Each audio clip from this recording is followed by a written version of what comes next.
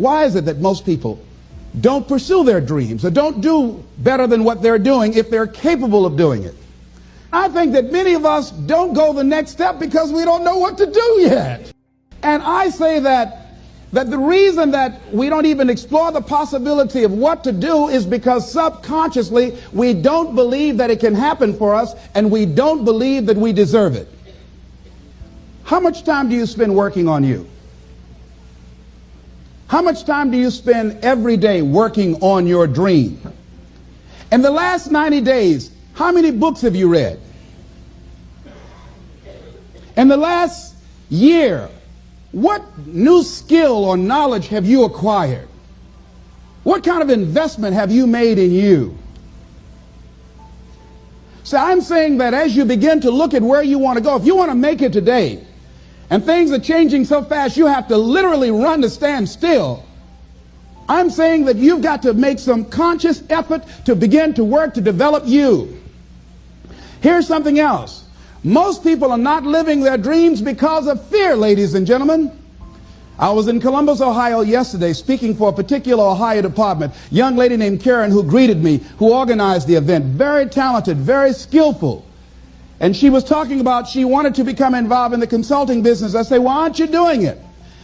I said, you have the abilities. I said, you're not here because they like you. You're here because you're doing the job. You're making things happen. And she came up with all kind of ideas, but finally she said, I guess I can't see myself doing it. I guess I'm afraid. Fear, limited vision, and lack of self-esteem is what keep most people doing things they don't want to do. I flew from Columbus, Ohio to Denver, Colorado to a major communications company. And the person that picked me up at the airport told me about the fact that the company was planning on having a major downsizing. And they offered some of the employees there an early retirement, and some of them will earn as much as $300,000. And they said, this is the last time that you can take this offer.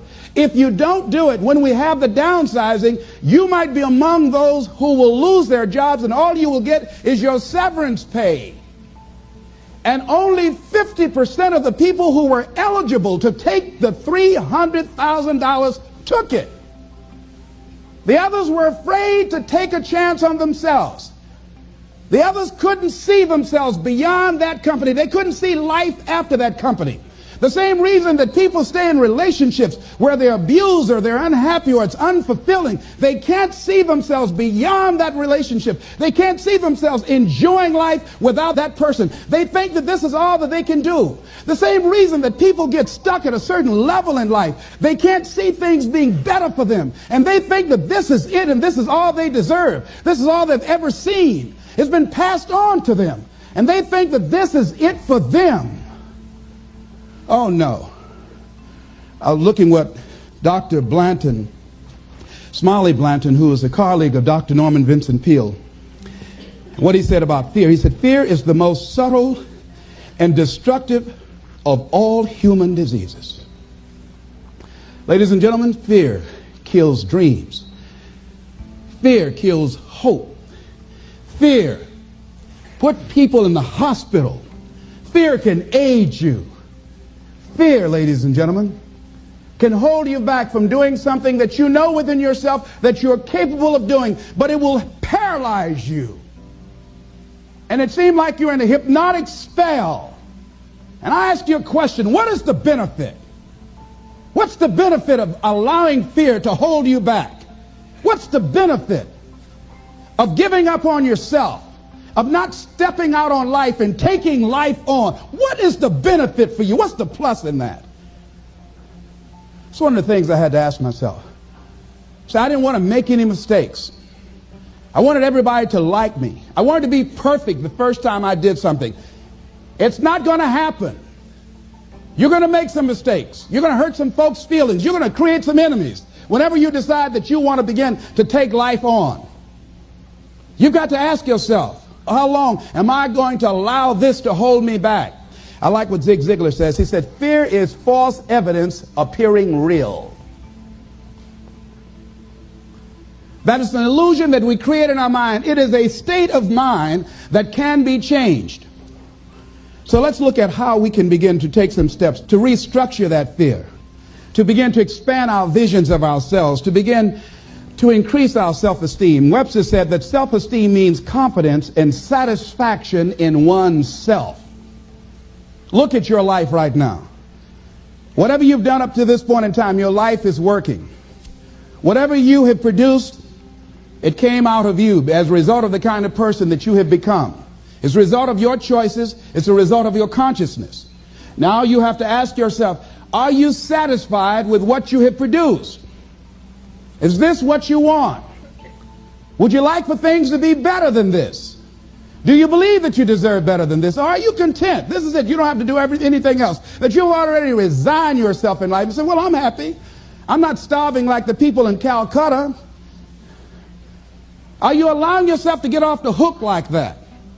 Or do you believe somewhere in the back of your mind or in your heart that there's some other great work for you to do?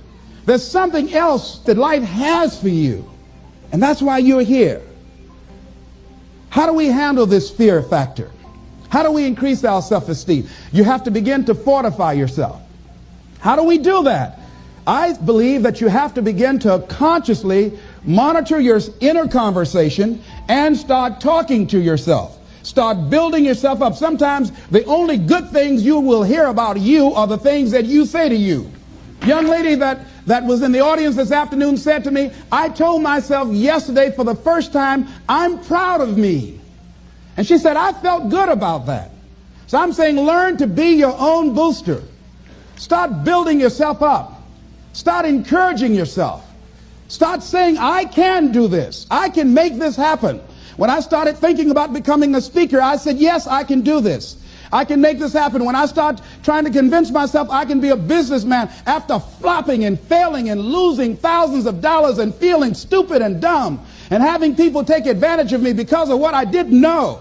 I had to talk to myself because people were saying to me that I was dumb. And somewhere in the back of my mind, I was saying, you're right. Look at what I've done. I had to say, no, Les. Hey, come on, man. Get yourself together. You can handle this. You just haven't figured it out yet. It's all right. This is your training period. This is the tuition you have to pay for what you don't know. You can do this. Other people have done it. It doesn't take an Einstein.